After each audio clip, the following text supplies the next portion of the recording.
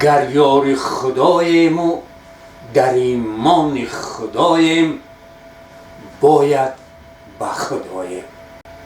وضع امروزی جهان، سیاست خودخواهی ابرقدرت‌ها، بزرگمنشی کرسی نشینان خودخواه ما را هشدار می‌دهند که باید حتما به تعلیم و تربیه عنعنوی اجدادی خویش برگردیم و در پیروی سرور امروزی تاجیکستان صاحب استقلال تکیه به فرهنگ و ادبیات عالمگیرمان زندگی تاجیکانه سازمان دهیم، چونکه ما صلح شعاریم.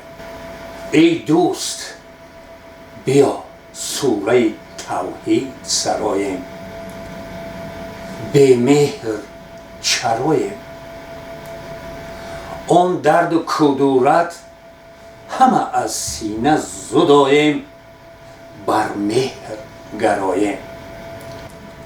این دهر کرای غم و اندوه ندارد، رنج و الم آرد.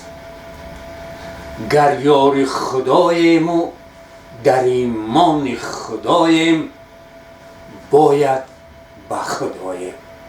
ای دوست جهان هست چه زیبا و مجلا، با قدرت الله. با مهر و مهش بر سر ما شعپالا، جان بخش و دلارا. باید بفزاییم فر و زینت آن را، با پاکی دلها. تا مهر کند تنتنه در همه دنیا، با امر تعالی. جز مهر و وفا ما غم سرمایه نداریم، محتاج به یاریم. ارمان و هوس غیر از این وایه نداریم، شکرانه گزاریم. همسایه کند سایه اگر از سر شفقت، با مهر و محبت. آزرده دلی با حق و همسایه نداریم، ما صلح شعاریم.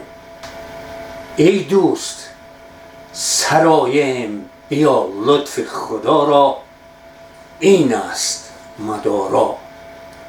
رخشنده کند مهر و مه و صلح و صفا را، اندر همه دنیا.